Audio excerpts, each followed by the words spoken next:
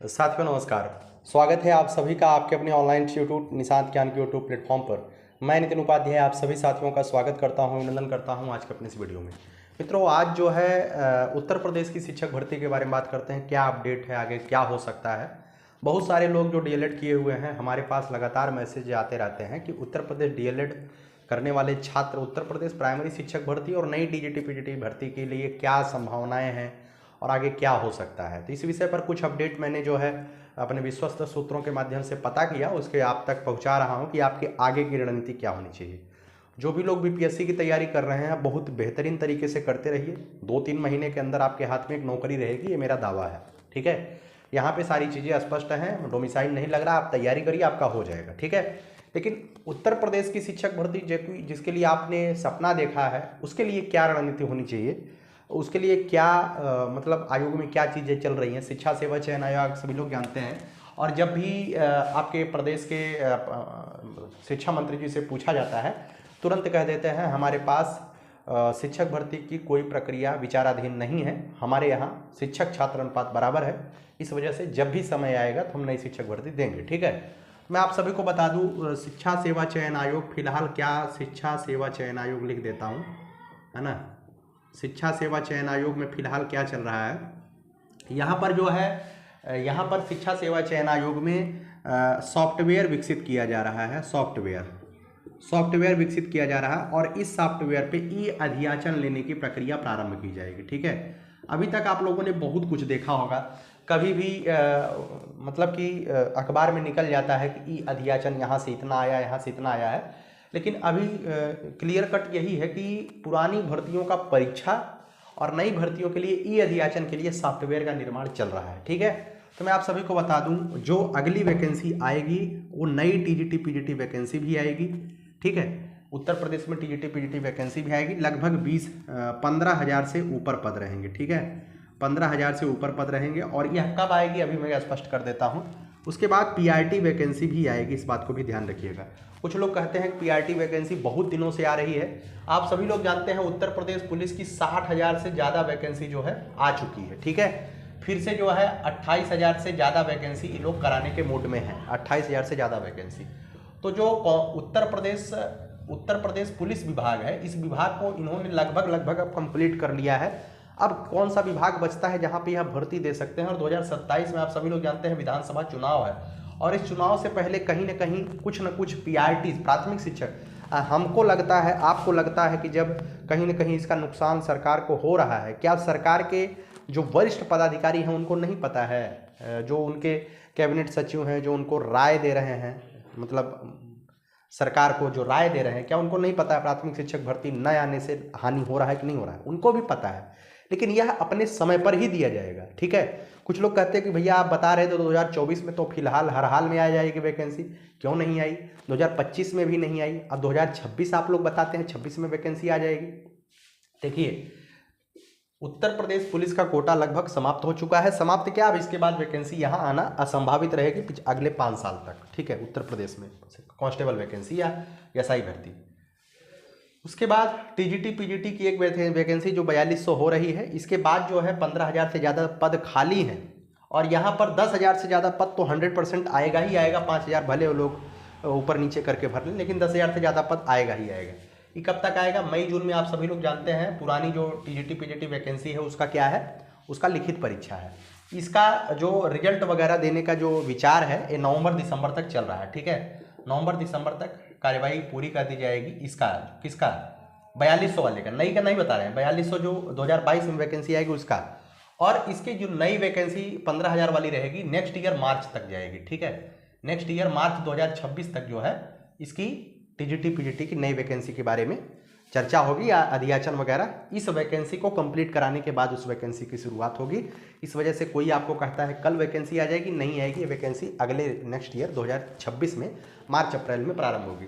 PRT vacancy के बारे में बात करें तो प्राइमरी जो शिक्षक भर्ती है इसके लिए जो है अक्टूबर में, ठीक है, अक्टूबर जो महीना चल रहा है, अक्टूबर जो आने वाला है, ठीक है, 5-6 महीनों के बाद, इस अक्टूबर महीना में सर्वप्रथम यूपी टेट कराने का जो है विचार किया जाएगा। सबसे पहले शिक्षा सेवा चयन आयोग पहला पेपर अप्रैल में कराने जा रही है।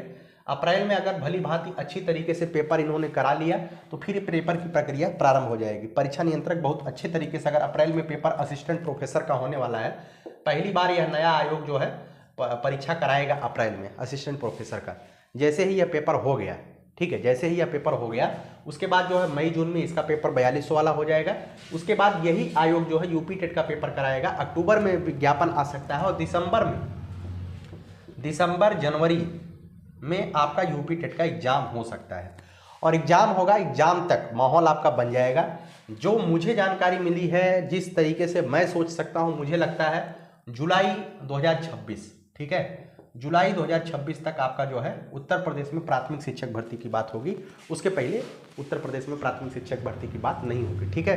यही पूरा खाका है और निश्चित है। देखिए, कुछ लोग कहते हैं कि कैसे वैकेंसी होगी, क्या होगा, कैसे होगा, वैकेंसी नहीं आएगी तो बर्बाद हो जाएंगे। मैं इस बात को पहले भी बताया हूँ, आज भी बता रहा हूँ। जो भी बच्चा, एक बच्चा एक दिन कह रहा था, सर आपके कहने पर शुरुआत में मैंने डीएलएड तो किया था 2021 में, उस समय लग रहा था कि मैंने बहुत अच्छा काम किया, बीएड बाहर हो गया, डीएलएड केवल अंदर है। लेकिन अब लगता है सर बीएड कर लिया होता तो नौकरी मिल गई होती, क्योंकि डीएलएड की कोई वैकेंसी नहीं आ रही है, प्राथमिक शिक्षक भर्ती आ ही नहीं रही है और आने का कोई संभावना नहीं है। फिर से मैं आपको एक चीज़ बोल दूं, बहुत सारी चीज़ें मैं बोलता हूं, लगभग चीज़ें भगवान की कृपा से मेरी सही होती हैं। फिर से मैं बता दूं, 2021, 2022, 2023 जितना भी बच्चा डीएलएड किया है, ठीक है, जितना भी बच्चा डीएलएड किया है और थोड़ा बहुत भी पढ़ाई कर रहा है, तो आप लोग यकीन मानिएगा कि अगर आप लोग पढ़ाई कर रहे हैं, किसी भी परिस्थिति में वर्तमान में जी रहे हैं, मैं वर्तमान की बात नहीं कर सकता हूं, क्योंकि बहुत सारे जो स्टूडेंट होते हैं, स्टूडेंट लाइफ को मैंने भी जिया है, हर कोई जीता है। कहीं ना कहीं बहुत सारी समस्याओं को पार करके हम स्टूडेंट लाइफ को जीते हैं, बहुत विकट समस्याएं हम लोग झेलते हैं। लेकिन 2021, 2022, 2023 बैच को भी अगले वैकेंसी में मौका मिलेगा।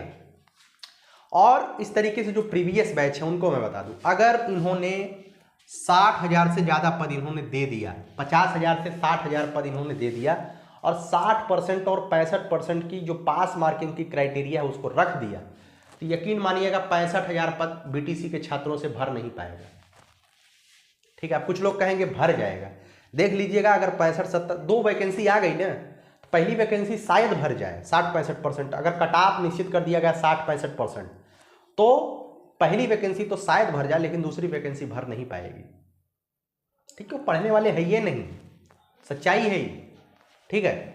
अगर 69,000 शिक्षक भर्ती में बीएड को नहीं शामिल किया गया होता तो 69,000 शिक्षक भर्ती दोबारा से खाली चली जाती, जिस तरीके से 68,500 खाली गई थी। 2018 बैच, 2017 बैच, 18 बैच और 19 बैच 3 बैच बचे हुए हैं। जो जितने भी बढ़िया बच्चे थे, काफ़ी बच्चे केवीएस में हो गए, काफ़ी बच्चे जो है यूपी पुलिस और यूपीएसआई में जॉब ले लिए हैं, काफ़ी लोग बिहार में जॉब ले लिए हैं। लेकिन ये लोग तो फिर से ट्राई करेंगे ही करेंगे, लेकिन कहीं न कहीं जो नौकरी करने लगते हैं ना, तो कहीं ना कहीं थोड़ा सा माइंडसेट उनका गड़बड़ हो जाता है, मुझे भी पता है। तो निश्चित तौर पे अगर 2 वैकेंसी आ गई तो फिर से वैकेंसी नहीं भरेगी, केवल आप थोड़ा बहुत पढ़ते रहिएगा, ठीक है। तो उम्मीद करता हूँ यह वीडियो आपको पसंद आई है। वीडियो पसंद आई तो वीडियो को शेयर करिएगा। अपडेट यही था जो मुझे जानकारी मिली है। अभी फिलहाल आपको वेट करना पड़ेगा। और कुछ लोग अभी कह रहे थे कि अप्रैल में दोबारा से टेट आने वाला है, ठीक है। और बहुत सारे वीडियो बन जाते हैं, बहुत सारा जो है इसका कोर्स वगैरह लॉन्च हो जाता है। और कुछ लोग हमसे भी कहते हैं भैया आप कोर्स क्यों नहीं लॉन्च करते हैं, डिजिटल बोर्ड काहे नहीं लेते हैं। देखिए, आप लोगों की दुआओं से मैं डिजिटल बोर्ड लेने के काबिल हूँ, कोर्स लॉन्च करने के काबिल हूँ, और 2-4 टीचरों से, मतलब इतना तो भगवान ने मुझे दिया ही है, आप लोगों का आशीर्वाद से मैं कर सकता हूँ ये सब। बस समस्या ये है कि मैं चाहता हूँ कि उस समय मेरा सिस्टम हो, मतलब उस समय मैं आप लोगों के लिए बेहतरीन तरीके से पढ़ाने के क्षेत्र में आऊँ, वो जब शिक्षक भर्ती एकदम टारगेटेड हो, एकदम क्लियर हो, उस समय जब मैं आऊँगा तो निश्चित तौर पे कहीं ना कहीं आपको भी फायदा होगा और हमको भी फायदा होगा, हमको भी लोग गाली नहीं देंगे। अभी से मैं शुरू करूँगा तो फिर वही क्लियर हो जाएगा कि पैसे के लिए काम कर रहा है। फिलहाल मुझे पैसे की आवश्यकता तो सबको होती है, लेकिन साईं इतना दीजिए जामे कुटुंब समाए वाली भावना मेरे अंदर रहती है। ईश्वर बेहतर कर रहे हैं, बस वही उतना ही मुझको चाहिए, ज़रूरत नहीं है। बस मुझसे जुड़ा हुआ कोई भी शख्स हो, जो भी व्यक्ति मुझसे जुड़ करके डीएलएड किया है, मुझसे जुड़ करके बीएड किया है, मेरी बातों से प्रभावित होकर के शिक्षक बनने के क्षेत्र में कदम रखा है, माता रानी से नवरात्रि में यही दुआ करता हूं कि आने वाला वर्ष उसके लिए एक जो शिक्षक की कुर्सी होती है उस कुर्सी तक उसको पहुंचा दे, और उस योग मतलब इसके दौरान मेरा 1% अगर योगदान रहेगा, मैं अपने आप को सफल मान लूँगा।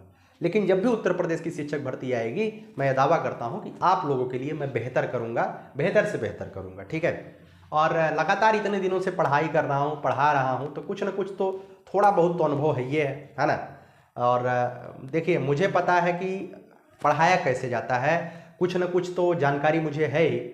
अगर बहुत बड़का बड़का क्वेश्चन ला करके यहाँ पे प्राइमरी शिक्षक भर्ती के लिए पढ़ाया जाए, जैसा कि लोग पढ़ाते हैं, वो सब कोई मायने नहीं रखता है, ठीक है। पढ़ाया, देखिए शिक्षक क्या होता है, पढ़ना तो आप भी PDF जैसे मैं किसी किताब की कट कॉपी पेस्ट मार के यहाँ से आपको पढ़ाऊँ, वो तो आप भी पढ़ सकते हैं। लेकिन सच्चा अध्यापक क्या है? सच्चा अध्यापक वो है जो आपको नोट्स न बनवाए, जो आपको ये न कहे कि पूरी किताबियाँ पढ़नी है, जो आपको किताब से कंटेंट सीमित करके आपको बताए कि यहाँ से क्वेश्चन बन सकता है, इसको आपको पढ़ना है, वही अध्यापक है, ठीक है ना। इस बात को ध्यान रखिएगा। एक काम आगे मैं करूँगा, ठीक है, जितना मुझसे हो पाएगा करने का प्रयास करूँगा। वैकेंसी नेक्स्ट ईयर ही रहेगी, उसको लेकर के परेशान मत होइए। हाँ, जो भी आप पढ़ाई कर रहे हैं, किसी न किसी परीक्षा के लिए आप तैयारी करते रहिए, पढ़ाई मत बंद करिएगा, मेरा मानना यही है। क्योंकि मेरे भी सामने कई सारी ऐसी परिस्थितियाँ आती थी, लेकिन पढ़ाई कभी मैंने बंद नहीं किया। पढ़ाई लगातार आज भी जारी है, आगे भी जारी रहेगा। जब तक मैं सीखने सिखाने की प्रक्रिया में रहूँगा, तब तक पढ़ाई जारी रहेगा, जब तक इस टीचिंग लाइन में रहूँगा। उसके बाद तो अलग बात रहेगी। चलिए, आखिरी लाइन बोल करके वीडियो को समाप्त करूंगा। यही जज्बा रहा तो मुश्किलों का हल भी निकलेगा, जमी बंजर हुई तो क्या वहीं से जल भी निकलेगा। न हो मायूस न घबराए संदेह से मेरे साथी, इन्हीं रातों के दामन से सुनहरा कल भी निकलेगा। बहुत बहुत आभार, धन्यवाद, जय हिंद, जय भारत, लव यू।